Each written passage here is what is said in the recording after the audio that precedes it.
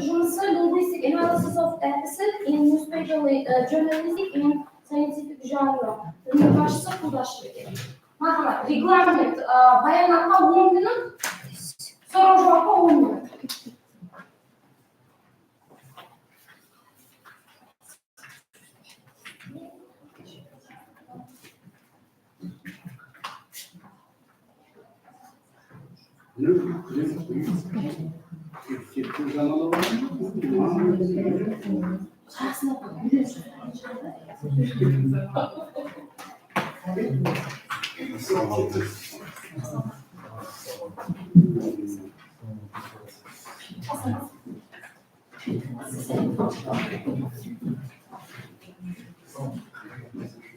Good morning, esteemed chair, respected members of the Attestation Committee and guests, and I'm glad being given the opportunity to present the findings of my research master's dissertation, linguistic analysis of epithets in newspaper journalistic and scientific genres.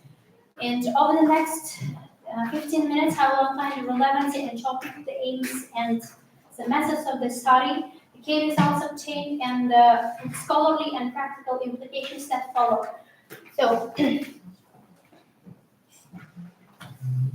actuality of the research. Epithets stylistically market modifiers that go beyond neutral descriptions, remain control to meaning making in discourse. And while their persuasive power in literature is well known, much less is understood about how epithets operate in modern non-fiction genres that differ radically in purpose and norms.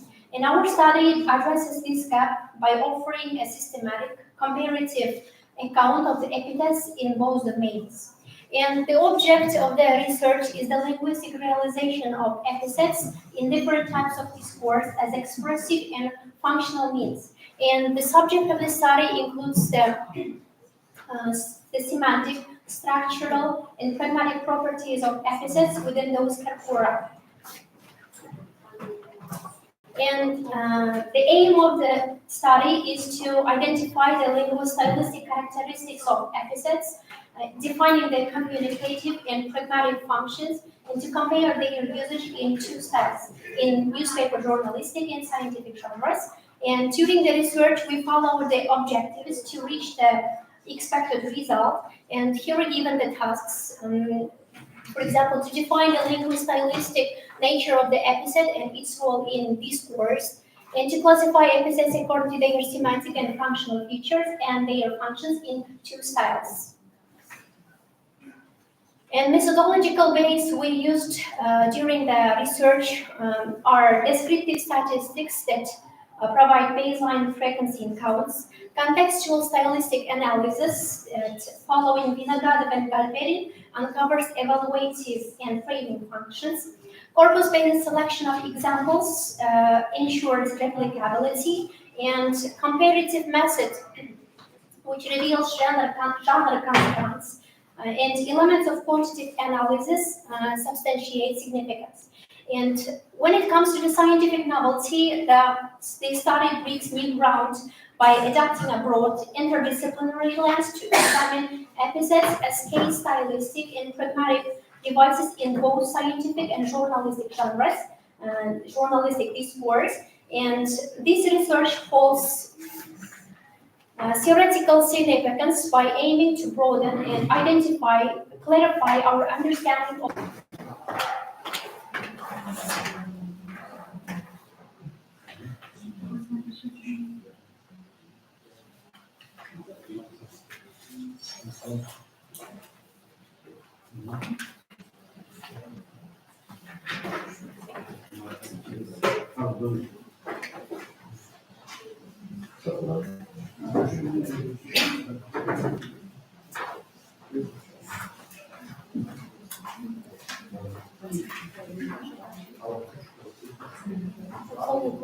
Sarnaz Jim, we have 10 minutes.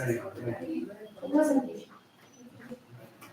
Good morning, dear teachers. My full name is Zashita Sarnaz, and the theme of our research is the role of repetition as a stylistic device in English and contemporary texts. First of all, if we start from the introduction part, Introduction part consists of actuality, object, subject, and the aim, tasks, and novelty, hypotheses, methods used in the research work. So actuality can be defined by the investigation of repetition as being it's one of the main features of modern linguistics, and also the structural, semantic, functional characteristics of repetition in English and Tagalog languages. The object is the repetition and its usage in literary texts. The subject is structural, semantic, functional characteristics, differences, similarities of repetition in the target languages. And the aim is to study structural, semantic, functional characteristics and peculiarities of repetition, and of course to find the problems of in functioning in artistic texts of English and Karakalpak literary texts. There are some tasks that we have done.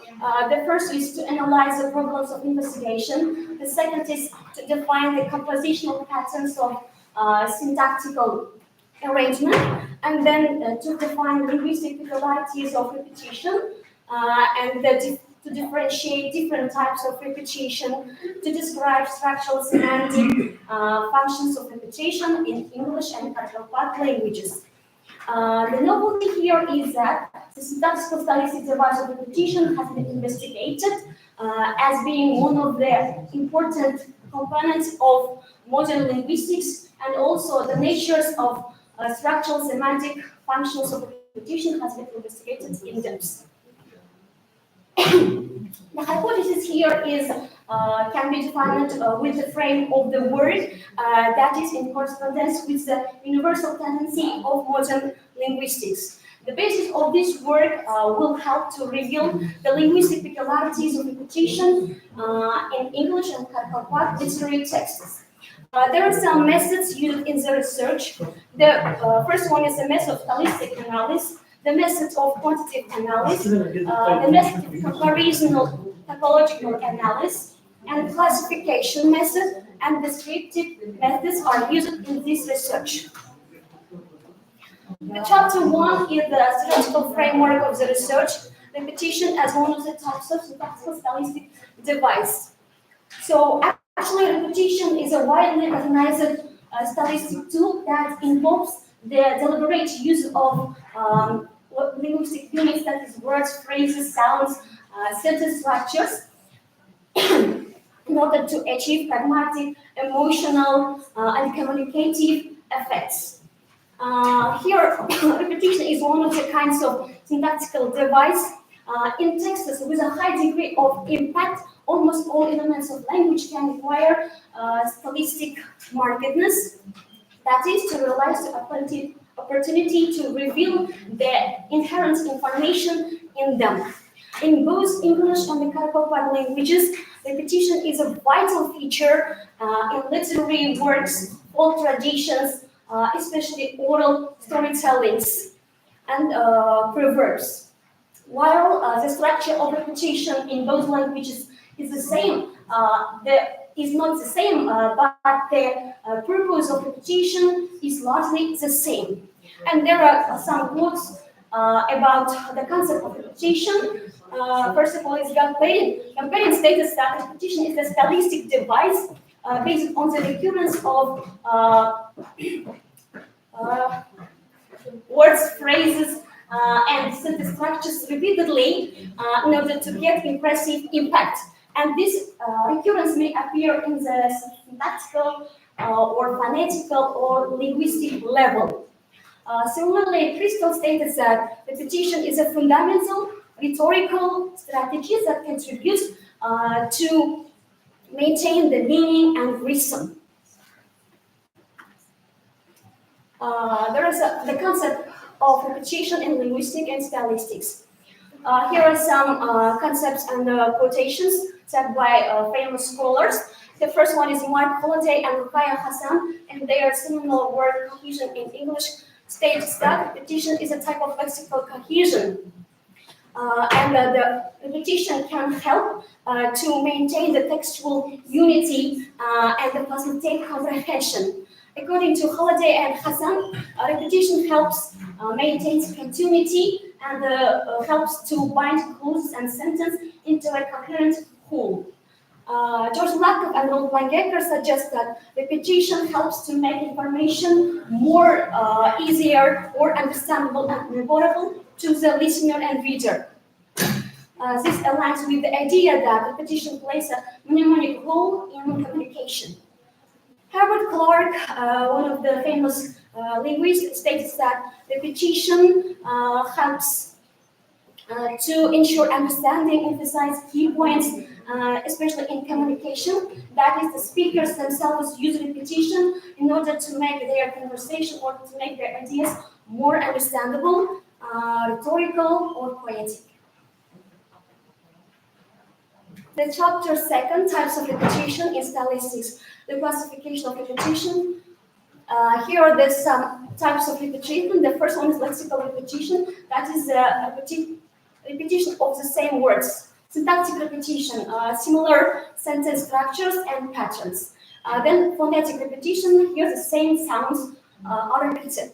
Anaphora, repetition is at the beginning of the clause or lines. Epiphora, repetition is at the end of the clause or lines. Anadiplosis, the last word is repeated at the beginning of the next sentence or clause. Root repetition, the repetition of the same root, not the words. And the framing, initial unit repeated, is at the end of the text. There are some examples for this repetition. For example, anaphora emphasizes the repeated unit or grounding non-repeated unit.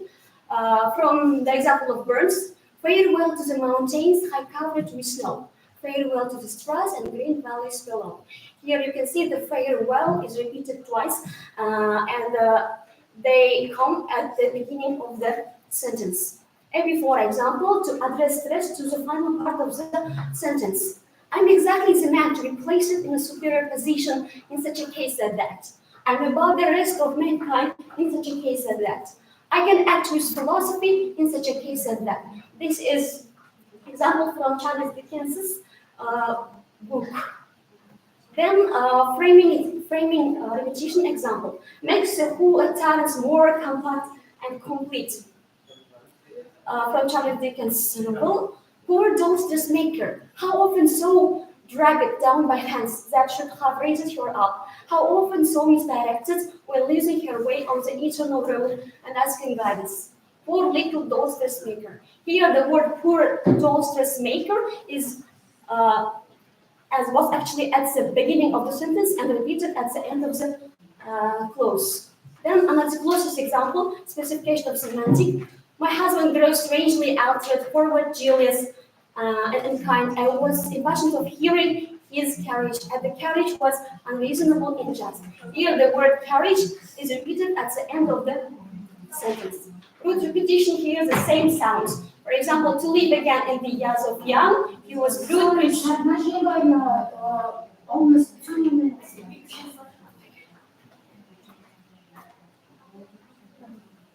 There are some examples from Caracol Park literature. This Caracol Park classification of repetition, the first one is equal size repetition. Here the words of places is the same. For example, Брын Пушкин болып, Сүмегені бірің ажиназ болып сайрасыз. Кеулім сарайында қайта кіріп, Майқұлық жолында қақлап барасыз. The example of Ұзақ Байбұржанов Мұхаббат Құсқында poem. Here, брын болып are repeated in the same place. That's why it's equal size repetition. Then not equal size repetition. Repetition of words in some places not the same. It's an example of Шодыр Васиев. Кімге керек? The poem. Кімге керек? Кімге? Құртың бәрін. Құртып кетін парсыз, құртып кетін қалдырма, кімге керек осы менің сандырағым. Here you can see the inversion and not the equal size place of the words. Then the expressive and pragmatic functions of repetition in English literary text. In expressive, especially authors use this repetition in order to make their word or ideas more aesthetic, more impressive to the reader, in order to express their ideas differently. For example, it can be joy, happiness, or sorrowful, depending on the content. The that in character literature is also used this function. It can intensify lyrical and heroic tone of epic narratives. Sorry, sasım Fragment. Arnacığım bayana Harmazar. Now let's move to the question. Please give me another. Okay. Well, here, you have analyzed what the pragmatic feature? What tell us explain pragmatic features of repetition? Yes, in Turkish language. Thank you very much for the question. So pragmatic function is actually in order use it in critical part and English literature in order to make the content more persuasive, in order to urge someone to answer or to respond. There are some examples that I illustrated here. The speech of Martin Luther King, the famous statesman, said that I have a dream in each line. I have a dream that one day this nation will rise up and live out in the true meaning of its creed. I have a dream that one day on the red hills of Georgia, I have a dream that one day even the state of Mississippi. Here you can see that I have a dream in each line that emphasizes the central theme of hope and justice and urges his nation to the good future. This is example from English. From English literature. Yeah, we have also critical work.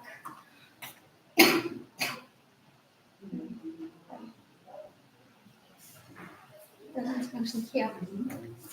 For example, in the traditional critical part epic poetry in Dastanlar says Batır Bulda, he became a hero. He changed himself. This kind of lines is used to glorify the protagonist and highlight key moments in their development or transformation. This kind of repetition serves to ingrain heroic values into the audience memory and elevate the status of central characters. How do you think collaborative influence of repetition? How do we formulate Sorry, could you explain? collaborative And speech? in speech, act, Yes. the example. What's that? Just if you give the example. Okay, I have one more example. What is the meaning of this speech act? In speech act, these pragmatic nouns can be used.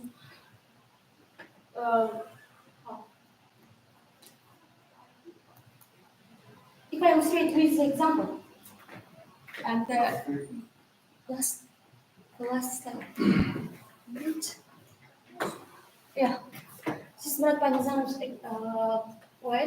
poemın bunun sebebi balanız benim kızınızdan harfınızı kılayım, son milletinde unutma, ana dilinde unutma, ata babanın gastırın, örbadekin unutma. In his work, the word unutma is repeated in the speech of the character. And this is the type of lexical repetition, don't forget, anaphora. And the emotional appeal urging creates a pleading and emotional tone, showing how important these values are. And the rhythm structure is it creates recipe pattern and reinforces the oral quality of the sentence, making it more memorable. Okay, I understand, but three times here. Mutba. How do you understand? How do you understand? Of course, as the word is repeated three times, I think when we read or when we hear, the tone is very informative and impressive to the listener or reader. As the function of the repetition is itself here.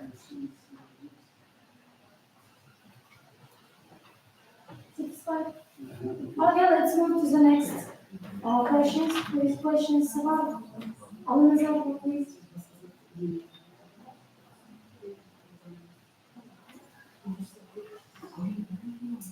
What kind of restrictions do you use?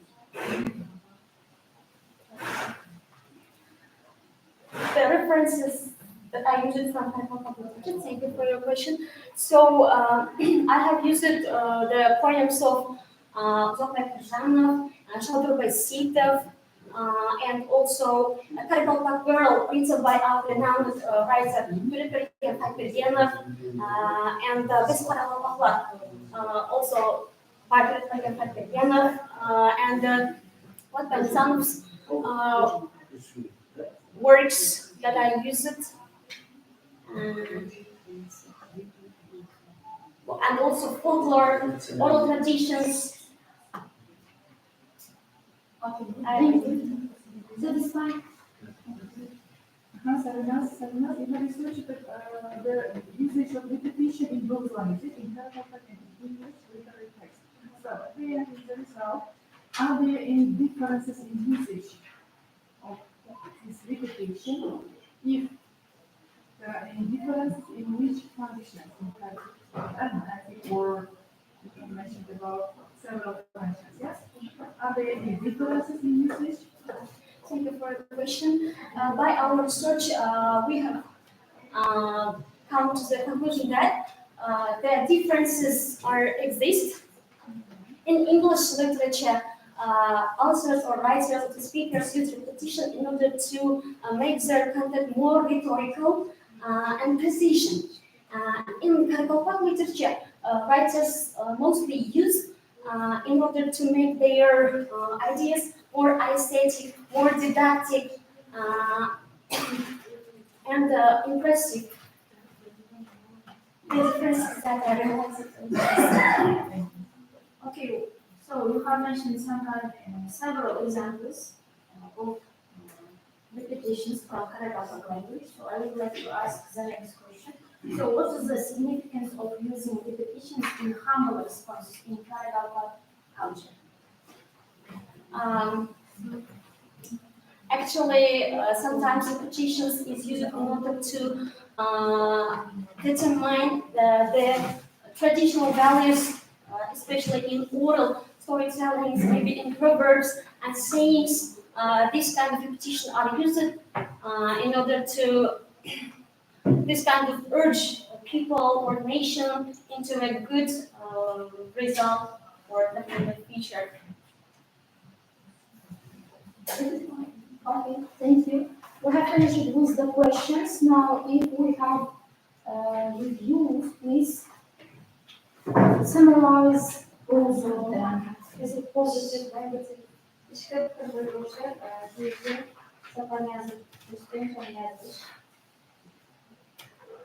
According all, we may say that master studies on Sasimbaeva Sarvanas on the same rule of repetition as a stylistic device in English and the Yoruba literary text has been written according to the rules of requirements of master dissertation work. This thesis deserves an high mark. Thank you. So the second review,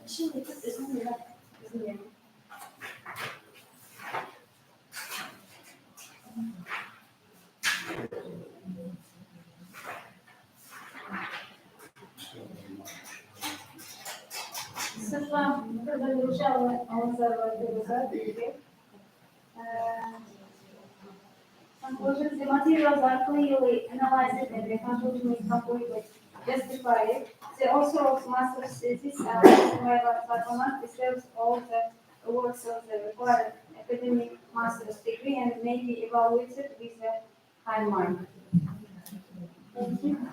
So we have listened the reviewers' summary conclusion. Now, if you have any suggestions, recommendations, please turn to the discussion.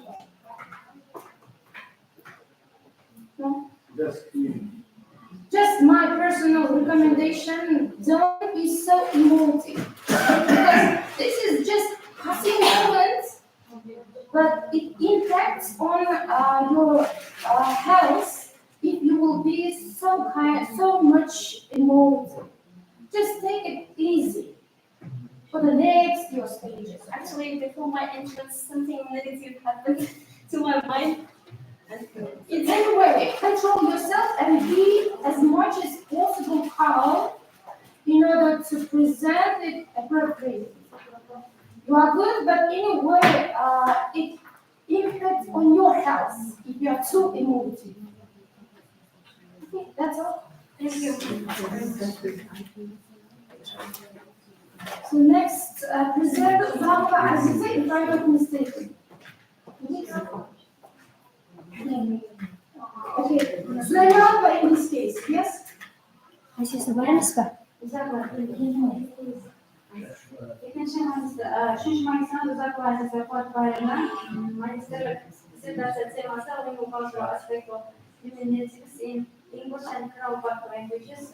Ünlü başta teori bilimlerinin kaynağı da sınıflamakta.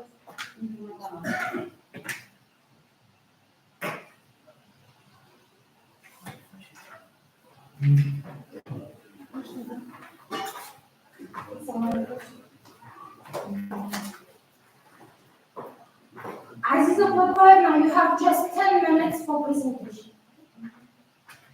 Can I start? Dear chairpersons and members of the committee, respected supervisors, today I'm honored to present the results of the master's dissertation on the topic legal cultural aspect of diminutives in English and Krakatau languages. And primarily, the word diminutive comes from Latin diminuere, meaning to reduce or making something smaller. And originally it referred to physical smallness or use, but over time it shifted to express affection, emotional tone, and social meanings in language community. So this presentation will focus on the aims and structure of the research, the methods and the analysis and main findings, and their practical value. So regarding the actuality and relevance of the topic, it should be noted that the research is relevant because diminutives are not just grammatical forms, they reflect emotional tone, cultural values, and social identity. And in English, diminutives are mostly used in informal and child-directed speech. In Karakalpak, they play a broader role. In kinship terms, polite speech, everyday conversation, and folklore. So, can I move to analysis, please?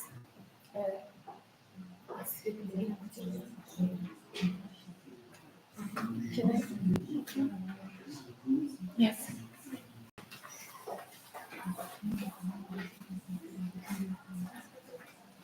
And the next stage of the presentation will focus on the core analysis conducted in the research. So this table shows the most common suffixes used to form diminutives in English language. For example, I, E, Y in sweetie or Johnny expresses affection and is widely used in informal speech. So, ed and led from French indicate small size, as in kitchenette and statuette, or ling and kin from Germanic roots, which often appear in poetic or older forms of the language, like duckling or lambkin. And also, the last one, the suffix o, as in hillock, which we can meet rarely. And in summary, these suffixes help express smallness, affection, or emotional tone, and show how English uses morphology to create diminutive meaning. Next, please. This one. And this table shows the most frequently used suffix patterns for forming diminutives in Karakalpak. These suffixes express smallness, tenderness, and emotional closeness, and are used in different semantic contexts.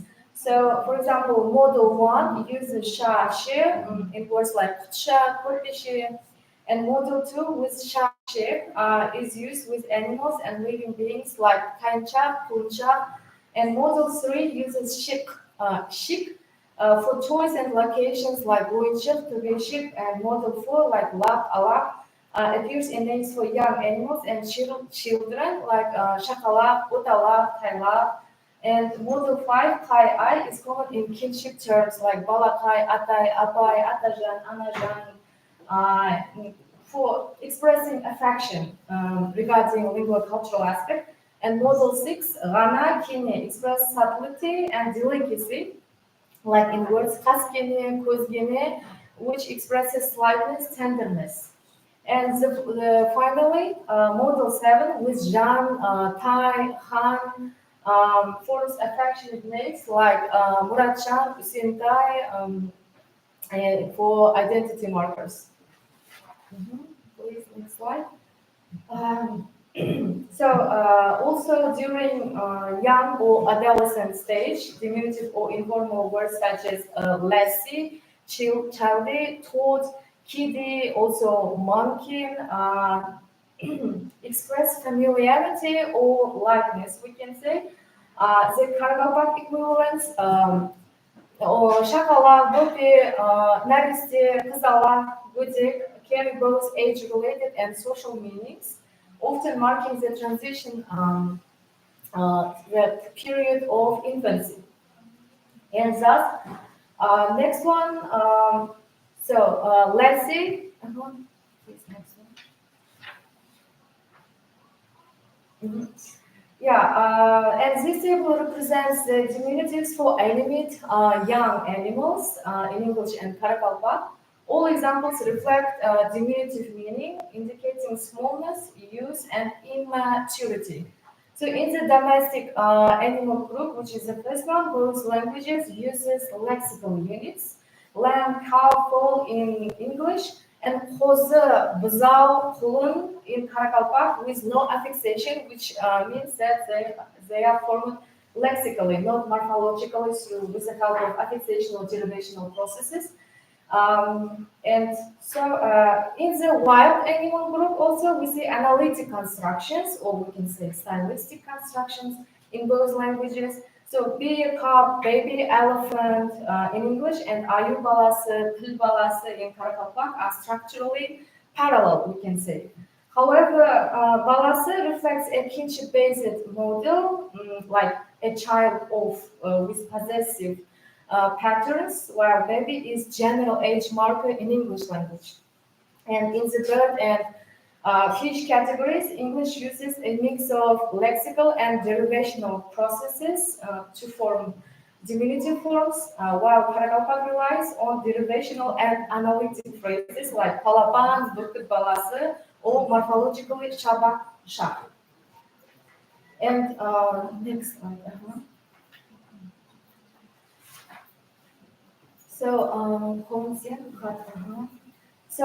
This table shows how diminutives are used to describe now inanimate objects like homes, tools, utensils, or body parts in English and Karakalpak across different semantic fields. And I think that household items are part of our culture in being our lives functionally. And in both languages, diminutives express small size, not only small size, but delicacy and functional specificity, of course. In English, many examples are formed through affixation, as you can see here, dishlet, spoonlet, bracelet, or compounding forms like mouse hole, finger tip, and using productive suffixes like leg, tip, or compounding process. So here in Karakalpak, diminutives are created either morphologically, like bel, she, güze, she with suffix she, or with adjectival modifiers like kshkene or mayda, kshkene barmak, mayda, moncha. And these constructions are descriptive and culturally natural, reflecting everyday speech patterns. Next slide, please. And this table, pragmatic, right? This table illustrates how diminutives are used not only to denote smallness or affection, but also to perform specific communicative aims or stylistic functions in both languages. Diminutives contribute to softening speech acts, expressing emotion, and shaping interpersonal dynamics. They function pragmatically and lingual culturally.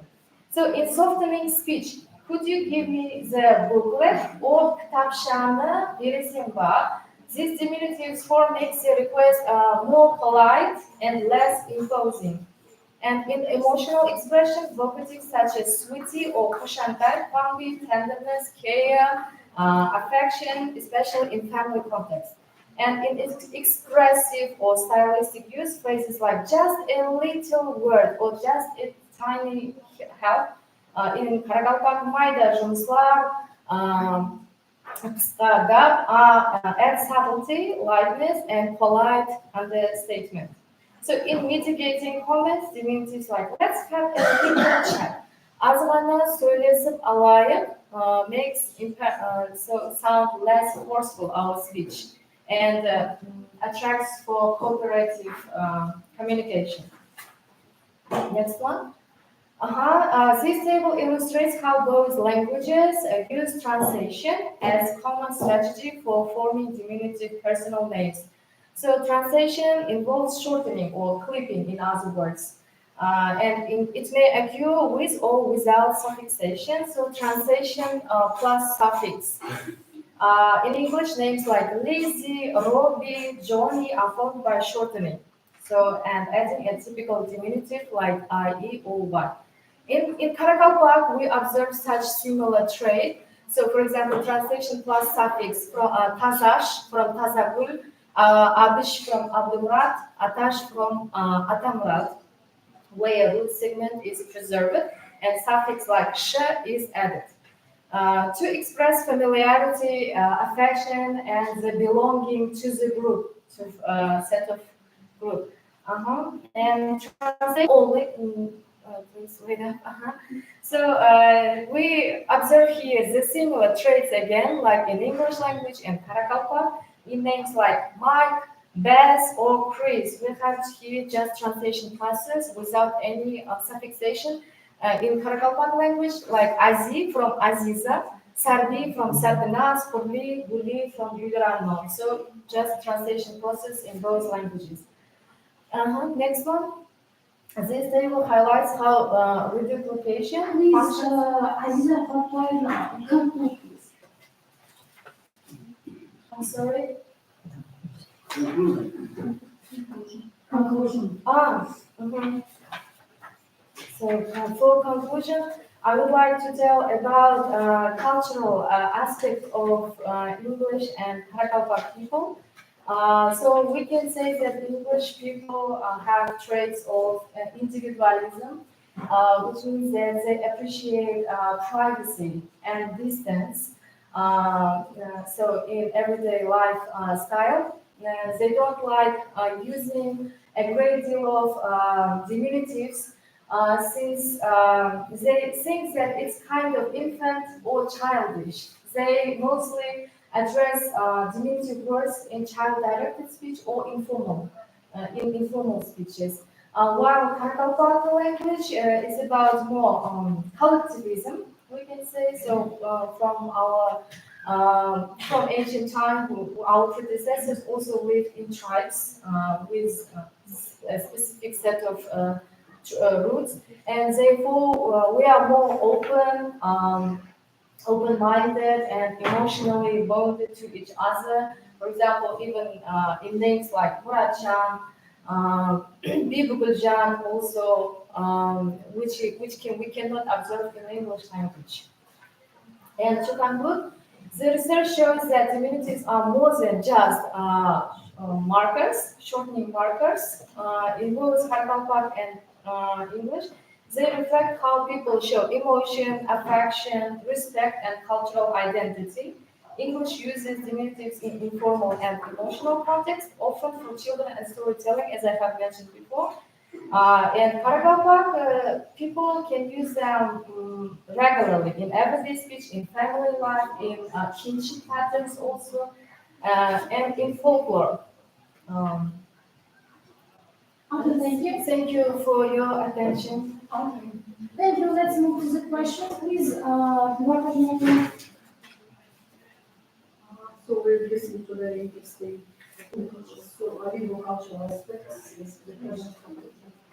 So I'm interested in examples of evaluative evaluating function of the diminutives in English and Karpatov languages with examples.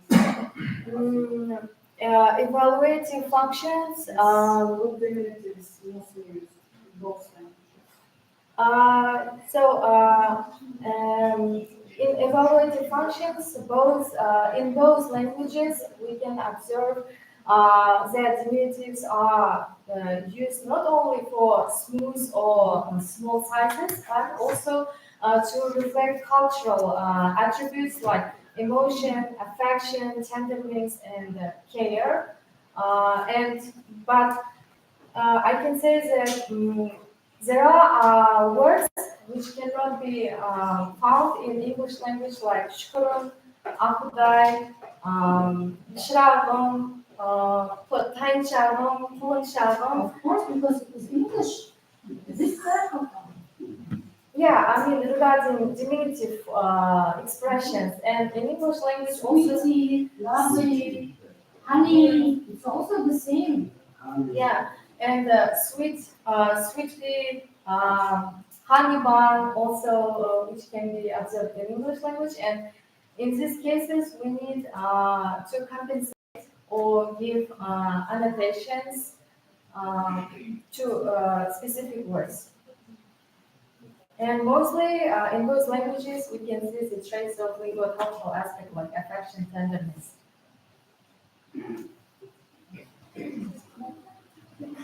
Okay, so please, is anyone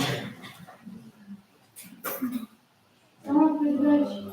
How do you view this untranslatable word for cultural aspects? Yeah.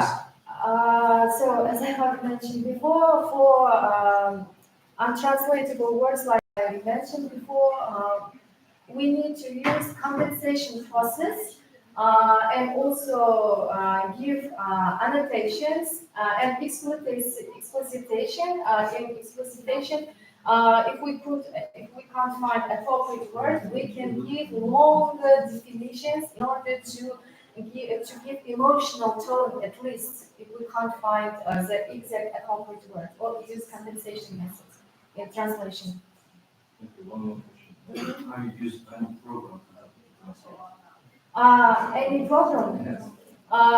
So for translating, since I'm a Russian speaker, I studied in Russian school, but I speak Karagakbat because I'm Karagakbat and I lived here. I have been living here, and in those cases, I discussed all unclear questions or words with my supervisor, and sometimes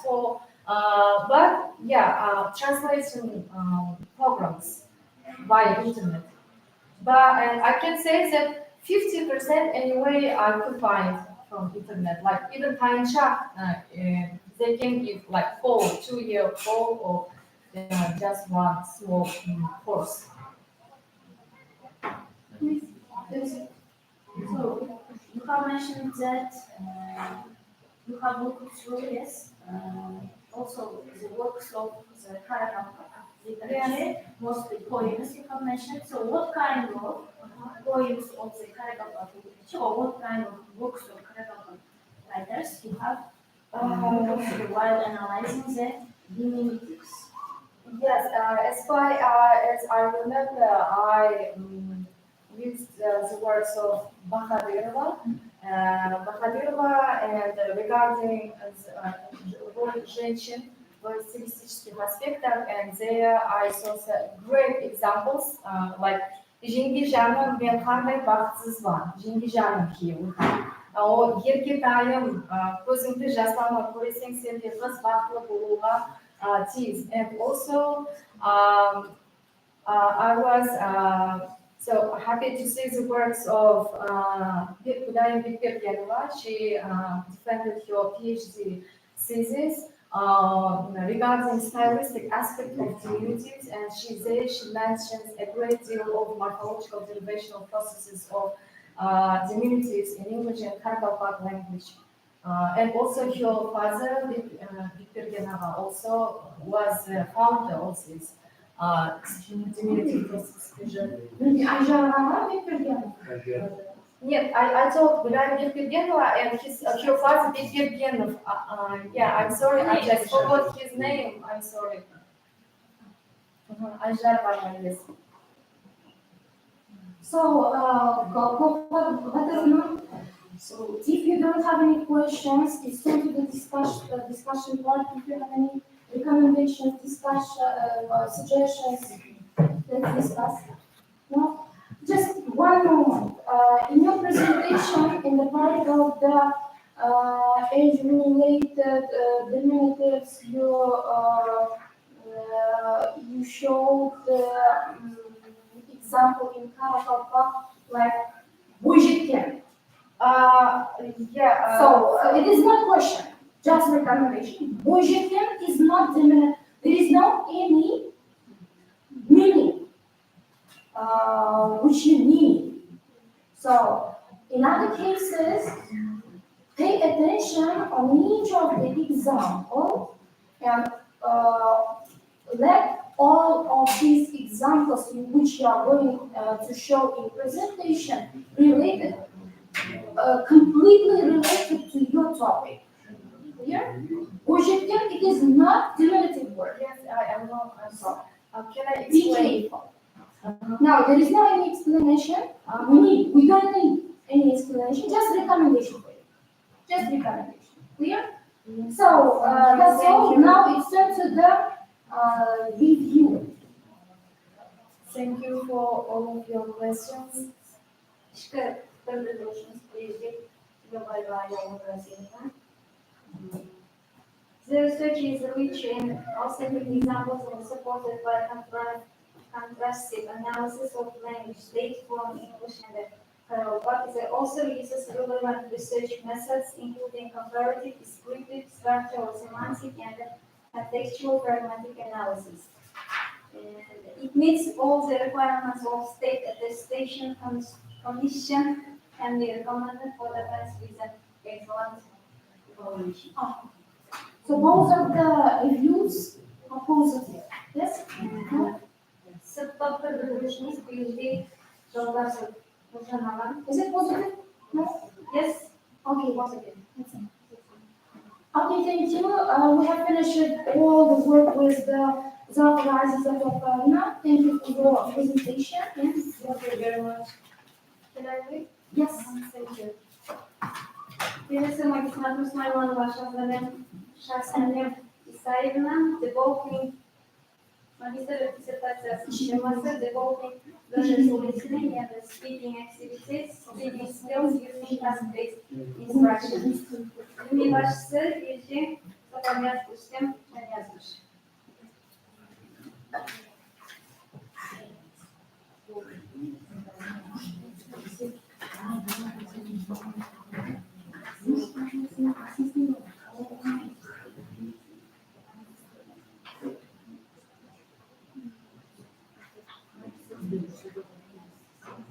Please, sorry, please go.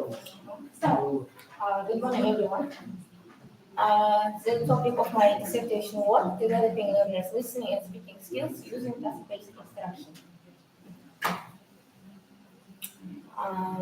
which consists of introduction, chapter 1, about ways of developing listening and speaking skills. Chapter 2 is about ways of teaching listening and speaking skills. Chapter 3 about using of task-based instruction, its definitions, benefits, principles, and about designing tasks for students of secondary schools. First of all, actual interview work. Through tasks such as interviews, role plays, and group discussions, learners are exposed to authentic listening input and are encouraged to produce spoken language in context.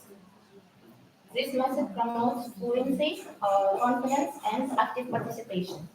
It also fosters collaborative learning, critical thinking, and increased motivation. By focusing on tasks that mirror real-world communication, CBLC helps students to develop both receptive like listening and productive like speaking skills in a more natural and engaging way. The object of the research, the the object of the research is the process of teaching English as a second language to secondary schools, school students in Uzbekistan, with a focus on developing their listening and speaking skills.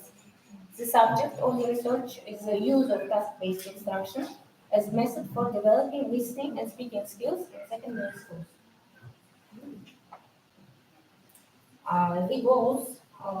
The main goals of this research is to explore how task-based instruction can effectively improve the listening and speaking skills of secondary school students learning English as a second language in Uzbekistan. The study aims to identify practical tasks that promote real-life communication, increase student engagement, and support the development of oral language competence. The novelty of the work, first of all, due to the versatility of the task-based instruction, students do not result in boredom while classes of listening and speaking skills. Students have the opportunity to communicate in the class rather than being dominated by their teacher while speaking. The next one is development development of both receptive and productive skills with the help of this method. And the last one is task-based learning as primary focus on the task completion, uses analytical approach and specifies learners' real-life communication needs. According to the general aim, the following practical tasks are put forward.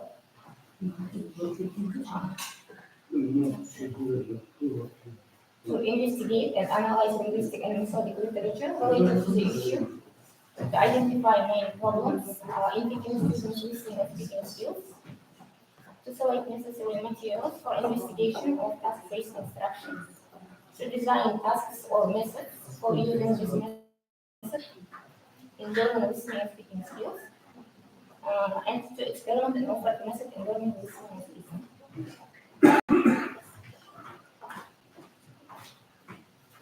There are some methods that were used in the dissertation work. They are descriptive, comparative, experimental, and statistical methods.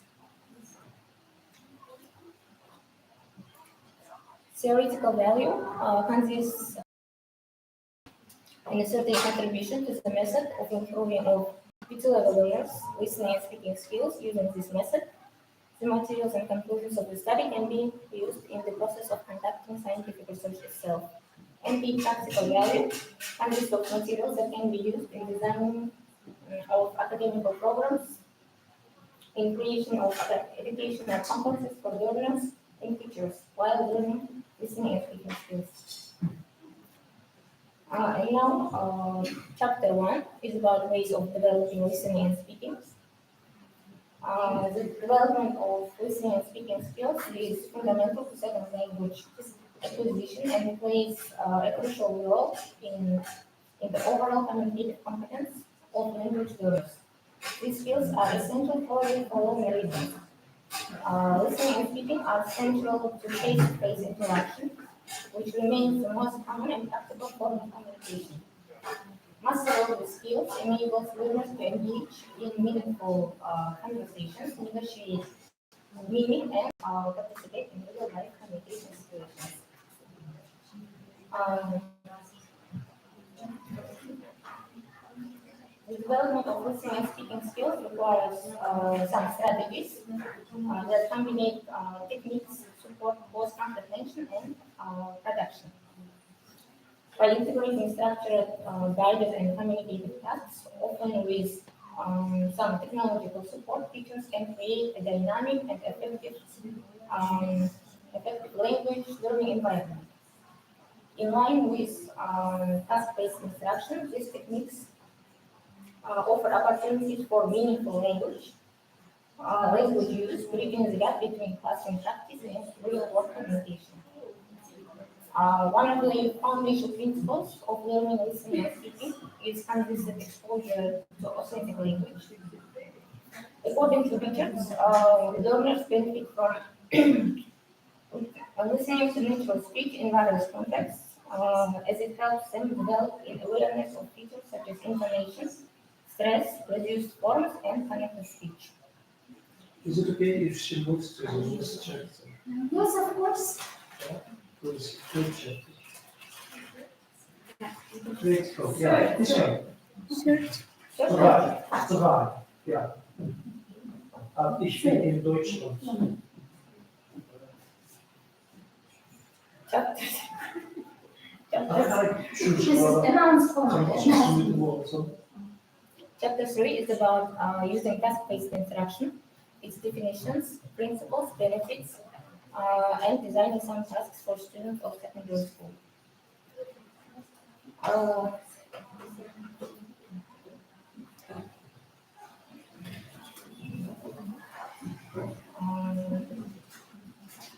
Task-based language learning, also known as task-based instruction, is an approach that uses tasks as a central unit of planning and instruction. A task is defined as a meaningful activity that requires learners to use the target language to achieve a specific outcome. Newman, a leading advocate of task-based language teaching, emphasizes authentic communication through tasks that integrate listening and speaking. He argues that tasks provide a context that activate learners' existing knowledge and helps them acquire new language through listening and speaking in a communicative environment. There are some types of tasks in task-based learning. First of all, information lab tasks. Learners exchange information to complete an activity, finding differences between pictures. The second one, opinion lab tasks. Learners express personal views on topics during classes. Reasoning lab tasks. Learners derive new information through inference or deduction. Role plays and simulations, the most important ones. Learners act out real-life scenarios. The next one is storytelling and problem solving. Learners collaborate to complete a narrative or solve a problem. There are some benefits of task-based learning for listening and speaking development. TBLC offers numerous benefits for oral skills development. Authentic practice. Students use language in real or simulated real-world contexts. The second one is increased motivation. Tasks are often engaging and relevant, which enhance learners' interest. So Jasmine said now the time is up. So now let's move to the questions. So Jada, if you have any questions, you're very welcome, but not in German. Task-based learning and task-based instruction, are they the same? Yes. Same. Learning and instruction, are they the same? It means method. Task-based learning method. The question is task-based learning and task-based instruction, are they the same? Yes, they are the same. Learning and instruction. Yes.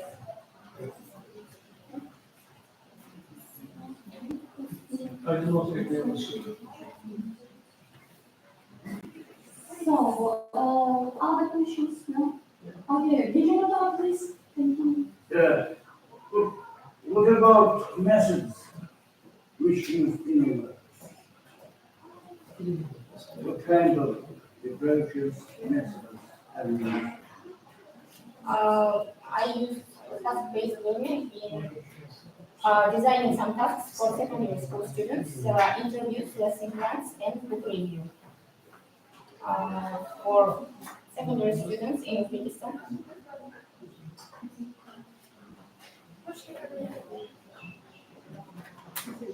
Когда есть главные участки,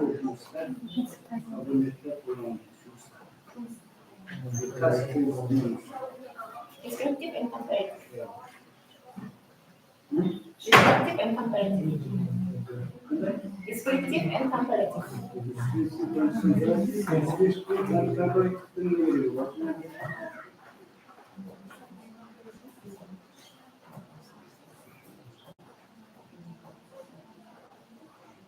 Simple Business hospital, you will work.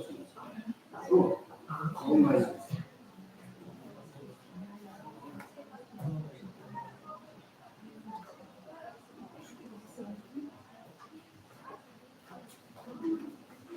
So,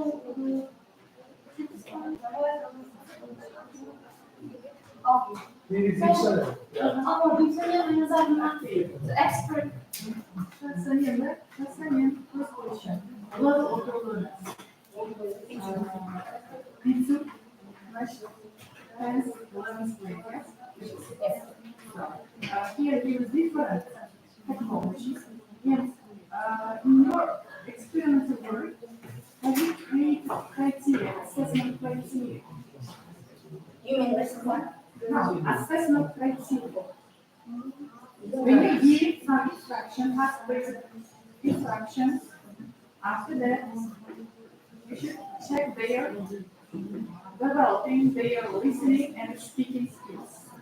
So how you can assess their developing these skills?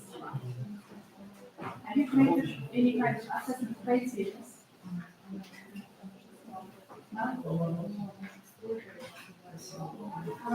So before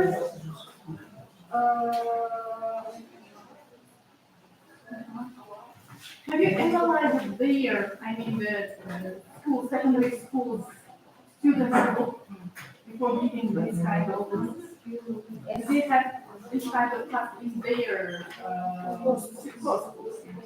Coursebook that being prepared for elementary students. I made a review of the book.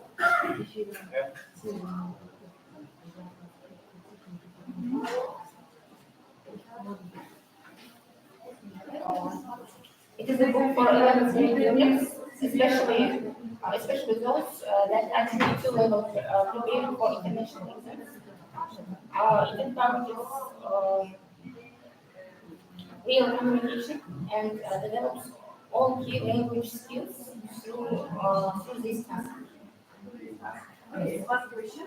How do you use clear? You have mentioned here clear method also. Yeah? Clear method. Clear. Language integrated. How you can you integrate this clear method with your task-based instruction? How do you do it?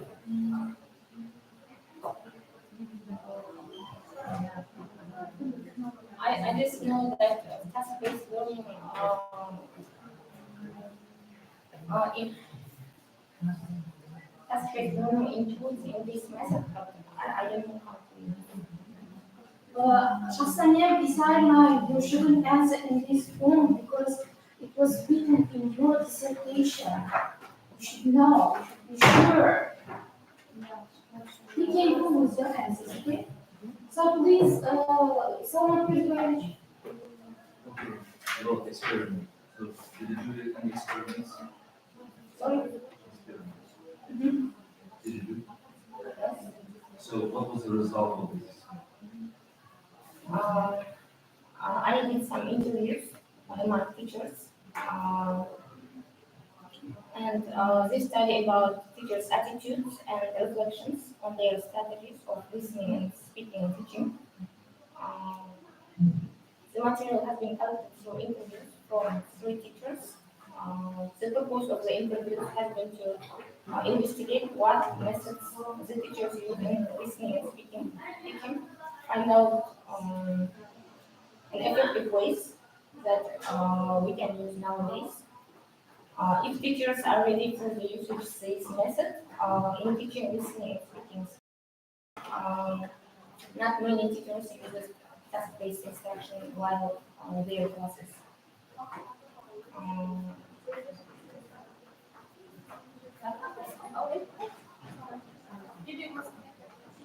Thank you. So, your assignment. Your chapter 3 was devoted to developing learners' listening and speaking skills using task-based instructions. So here in 3.3, you have mentioned about the designing tasks for students of secondary schools. So what kind of tasks you have designed for developing listening and speaking skills for secondary school? There are interviews, book review, and lesson plans. Lesson plans usually discuss.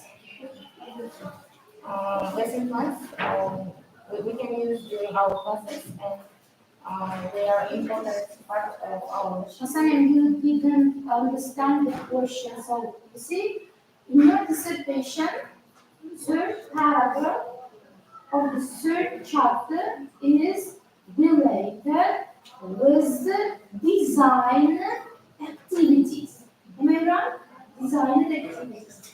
So what kind of activities you design especially for your experimental groups or for your work? Clear? Because lesson plan is not activity.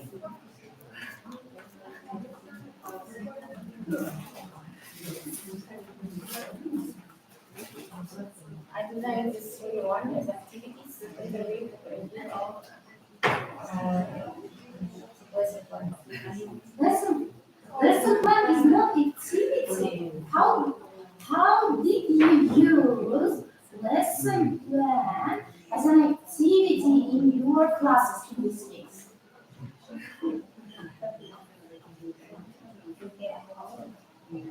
Do you understand me? So, prove your words. How did you use lesson plan in your classes as an activity?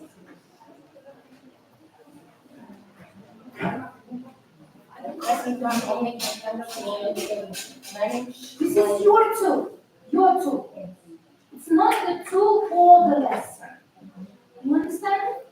It's a tool for It is possible to use in higher level at the higher educational establishments, like in the third course of the university or institute, those courses. Yes, is it possible to use lesson plan as a tool? Yes, possible, but not at school.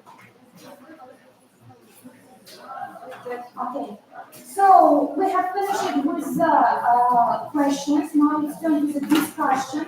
So any recommendations, suggestions? No? Just one brief recommendation for you. Scientists may do mistakes, but not lie. So, review, please.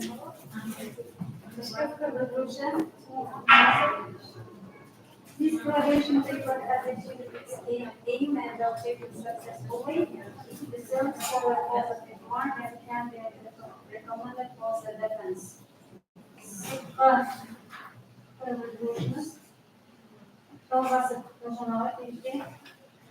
Also, this graduation paper has achieved its aim and the objective successfully. It deserves for a positive mark and can be recommended for the defense. Thank you. Both of the reviews are positive, and in this case, we go to the next stage. Thank you for your presentation. You are free. Thank you for your questions and attention.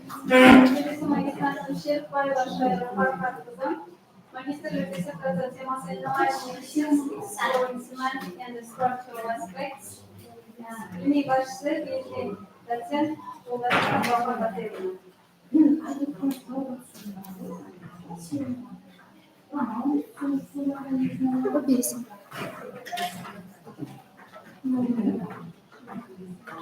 Please start 10 minutes for presentation. Good morning, dear teachers. I'm Zashita. I'm excited to present my research on the topic analyzing episodes, exploring semantic and structural aspects. Let me start off with the actuality of the dissertation paper. The problem of statistics for the last time attracts more and more linguistics teachers of native and foreign languages. Because the ability to see the aim of using language devices gives us the possibility to understand the content of the word where the language expressions plays a big role. And this study gives evidence of the complex use of stylistic devices, and this makes it possible to better understand the way stylistic devices operate in the given type of discourse. As for the object, subject, and the aim of our paper, the object is the epithets in literary texts of English language and their analysis from standpoint linguistic approach. And the structural, semantic, and functional peculiarities of epithets in English literary texts is the subject of our research. The aim of our investigation is to present possible solutions to problems in structural, semantic, and functional peculiarities of epithets in English literary texts. And we have some tasks to achieve the set aim: to define the notion of epithet as a stylistic device, defining types of epithets in English, and to analyze structural, semantic peculiarities and functional stylistic functions of epithets. The novelty of the research paper is explained by the necessity of more detailed research of questions concerning the pragmatic approach to text analysis. The methods we have used in the research are descriptive, comparative, and identification methods. The next stage is the theoretical importance of the research. The value of the research is to introduce the basic linguistic concepts and the analysis of their theories used in the work. The practical importance of the research is the possibility of using its materials in the course of lexicology, statistics, and text linguistics. And the results of the work can also help the learners, the students, to enrich their lexical resources, and also teachers can use these materials in their practical seminar courses on lexicology and text linguistics. As for the main part of our research, the structure of the research contains introduction, 3 chapters, conclusion, and reference. Chapter 1 is about theoretical framework of the research. This first chapter describes theoretical framework of the research, mainly the main notions and the problems of stylists and main assumptions of lexical stylistic devices. First, let's clarify what is an epithet. Epithet is a descriptive term or phrase or even sentence that characterizes a place, thing, or object. In our research, the classification of epithets is based on Galperin's works. For example, according to Musaif, he wants his girlfriend to mother him. Here, the word mother is used as an epithet. It means he wants his girlfriend to take care of him. Chapter 2 is based on exploring semantic and structural aspects of epithets. It deals with these features. And in this chapter, we try to analyze epithets from stylistic analysis point of view. According to Galperin, semantically, epithets are divided into 2: associated epithets and unassociated ones. For example, she had a beautiful smile and wonderful dark eyes and a lovely black hair. Here, 3 epithets are used, and it is regarded as associated ones because associated epithets gives the actual quality of the object. Here, these epithets describe the woman's real actual quality, like its beauty and the color of the eyes and the color of her hair. And unassociated epithets can add a feature to the sentence which is unexpected, and it can also strike the reader. For example, heart-burning smile, smiling sun, and voiceless sounds.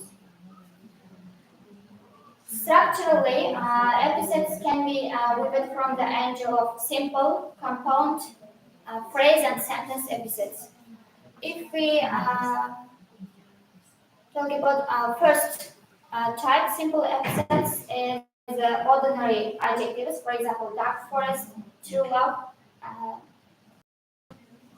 in this example, you keep your damn scientific eyes open. The epithet here is scientific eyes. It is used as a characters who were doing research.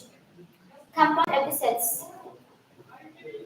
His cropped hair means a short haircut, and compound epithets consist of several components of the word.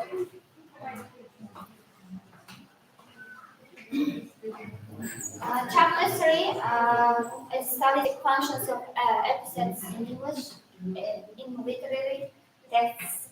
And it deals with stylistic functions of epithets in literary texts. Mostly, it is informative and imagery function. For example, let's start with the informative function. Informative function is used to transfer new information to the sentence. For example, he had a high cheekbones, merry eyes, and a straight mouth with full lips. Here, the epithets merry, straight, and full are giving information of the character in a novel.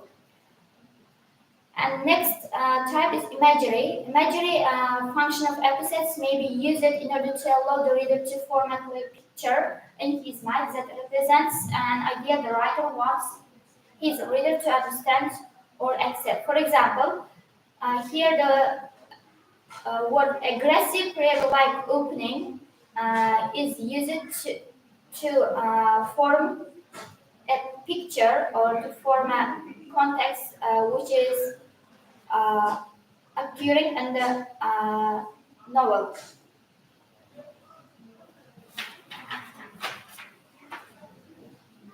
In conclusion, the analysis of epithets reveals a rich interplay between semantic and structural aspects that enhance our understanding of language and its expressive capabilities.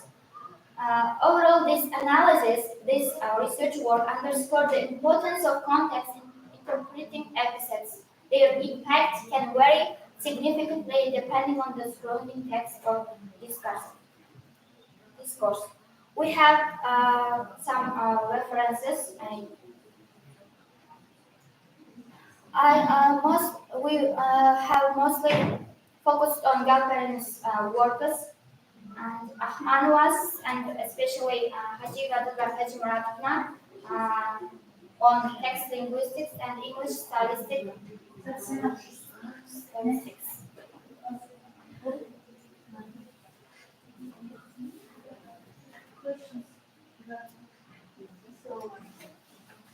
So how it is classified according to semantic point of view, and how they are classified according to structure.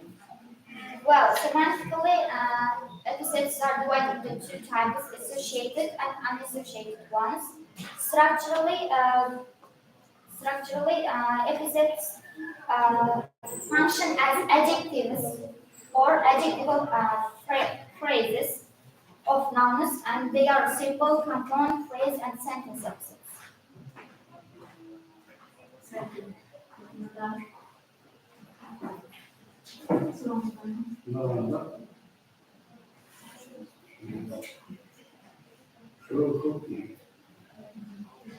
No question.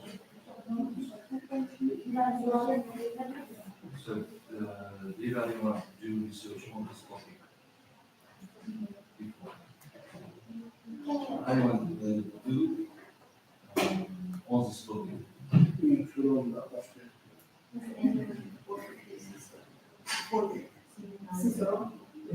Did anyone did research today? Did anyone do research on this topic? No? But how? Do you mean as a research, as a dissertation paper?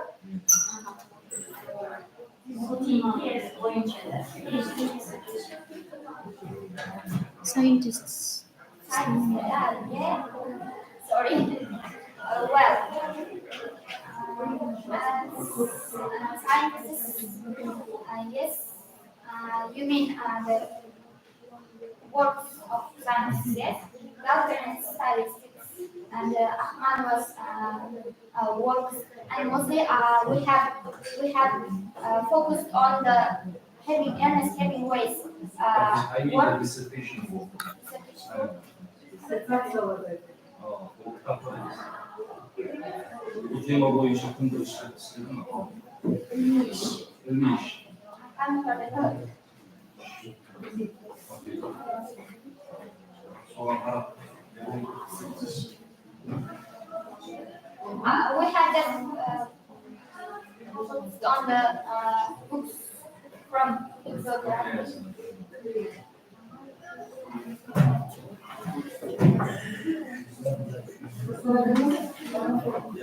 Functions. What functions episodes have in literary texts? Well, we have several types like imagery function and informative function. Informative function is used to transfer new information of the word, and imagery function is mostly based on emotive and expressive meanings of the words.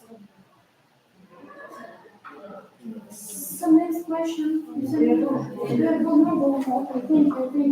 Thank So, you for your attention. recommendations, suggestions, let's discuss the work and the members' presentation. No? Okay, good. So next stage, reviews.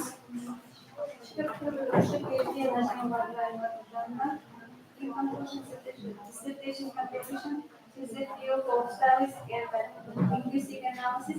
Of course, the theoretical depth and the practical way and making it useful resource for linguists and the educators and the students alike. And conclusion, similar, similar. In general, Sheffield master's dissertation paper on the same analyzing episodes exploring many and structural aspects is fulfilled, and the main goal and objective set forward and gained successfully, and the work can be evaluated to a high mark. Thank you.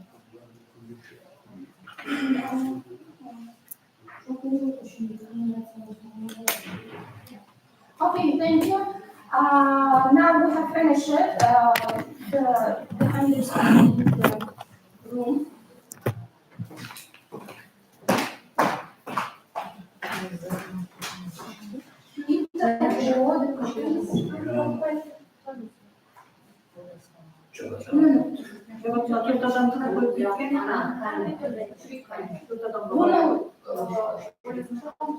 No, не можем трансляция.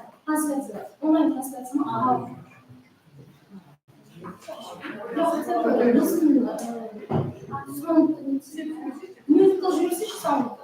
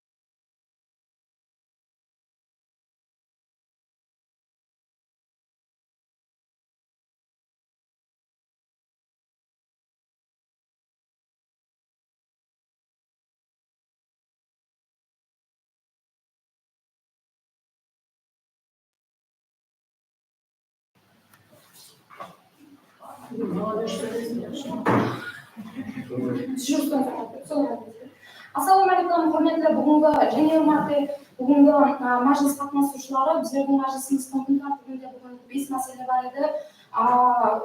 Магистранттардың жұмыстары, өздерінің жұмыстарын баян етті. Бұл жұмыстарға текарланып сұраулар берілді, сұрауларға жауап алды, керек жерінде насихат берілді. Сол алып барылған жұмыстардың нәтижесінде баянатшыларға олардың жұмыстарына баға қойылып жатырды. Бағаны қойылу тәртібін айтып кетті. Критерияны мен жаңа бір-екі жерлерде критерияны сұралды. Һәм индивидуал халда өз алдына бағалар қойды, ағзалар, комиссия ағзалары, һәм соларды қосып, һәм ағзалардың санына бөліп, орташа балл шығарылды. Чтобы ертең ешкім претензия қылмау үшін. Біреуге көп қойылды, біреуге объектив, біреуге субъектив деген зат болмасын деп, тең һәмменің пікірі ортадан шығу үшін жаңағыдай критерия қылынды. Енді бағаларыңызды естірсем, Бердімұратова Азиза Бахадақызы 94, Сәрсенбаева Сарбина Жембаевна 94, Ұзақова Азиза Қуатбаевна 93, Сулейманова Сәнем Исаевна 83, Шерікбаева Шойра Фархоқызы 90 балменен бағаланды. Бұл балалар, және өмірді айтамыз, сіздердің бүгінгі берген баянатыңыз, жұмысыңызға қойылып жатырған бағалар, бұл сіздердің жеке өздеріңізге беріліп жатырған баға емес. Бұл баға еш затқа тәсір етпейді. Дұрыс, енді жаңағы 5 минут диплом алуға қалып тұрды, сол дипломға 10 дәрежеде тәсір етпейді. Бұрынғыдай бағалағыдағыдай магистратураға кіруге балл қосылады деп айта алмайсыздар. Әзірше докторантураға ол балл тәсір етпейді. Бірақ бәрібір алған бағаларыңызды өздеріңіз шамалап біліп, өздеріңіздің ұсынысты жұмыс істеуіңіз керек. Жұмыс істемей тұрған болсаңыз, осы формада қалып кете тұрған болсаңыз, прогресс болмайды. Сіздерге прогресс болу керек, сіздер рауажлануыңыз керек, өніп өсуіңіз керек. Соның үшін өздеріңіздің ұсынысты істеңіз. Егер сіздерге азыр осы бүгінгі қорғауда айтылған кемшіліктер бола ма, ұсыныстар бола ма, басқа да пікірлер болады болмаса, соларды ойланып көріңіз, сұрауларды ойлап көріңіз, кейінгі жағында қандай болып соны рауажландыруға болады, несі, қай жері қате, қай жері дұрыс, соларды ойлап көріп, сол үстінде жұмыс алып барыңыз. Менің жеке маслихатым, енді бір сұрау сіздердің мәніңізге, бағаларыңыздан қанағаттандыңыз ба? Разысыздар ма? Біздер қанағаттанбадық бағалардан, жоғары қойғымыз келеді, бірақ енді жаңа айтып өткендей, һәмме бірдей қояды, әркім өзінікін қояды, қосамыз, бөлеміз, сөйтіп шықты.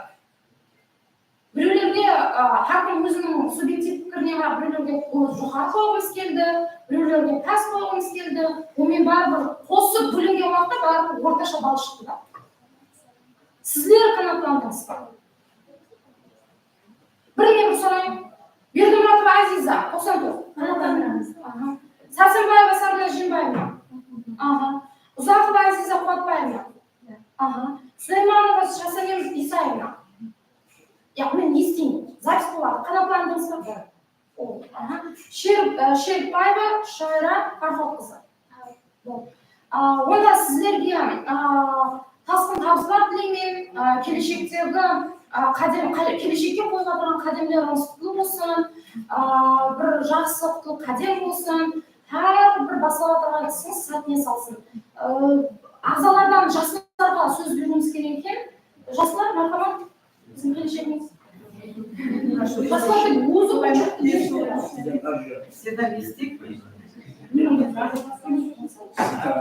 құрметті магистрлар, бүгін 2 жылдық қызметіңіздің, жұмысыңыздың қорғап шықтыңыз.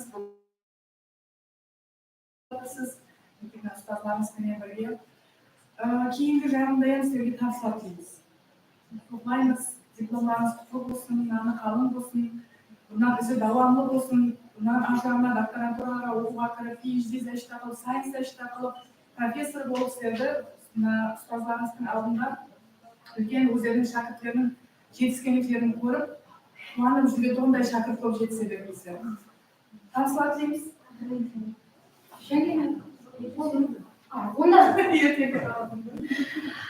Онда және мынарды егер har bir basqich o'z o'rnida, vaqtida o'tgan bo'lsa, eng so'nggi basqichimiz kеше magistrlarga so'z berilgan, bugun so'z berdik endi har bir basqichlar bo'lsin. Birovimiz ustozlarimizga yo bo'lmasa жаңағы umumiy protsess haqida fikrlaringiz bo'lsa, marhamat. Sizga sonda imkoniyat beriladi. Kişi bu imkoniyatni bermaydi. Дорогие преподаватели, спасибо большое за то, что вы дали нам ценные знания, за уроки. Вы не только нас обучали теории, а также помогали нам развиваться, расти. Спасибо за опыт, который мы набирали во время учебы в магистратуре. И спасибо вам также за проведение диссертационного комитета, защиты совета, то есть совета. Спасибо вам большое за все. Онда мемлекеттік аттестация комиссиясы мәжілісінің жұмақлады, күн тәртібінде мәселе қойып шығылды. Қатарыңыз үшін рахмет, аман болыңыз. Поздравляю.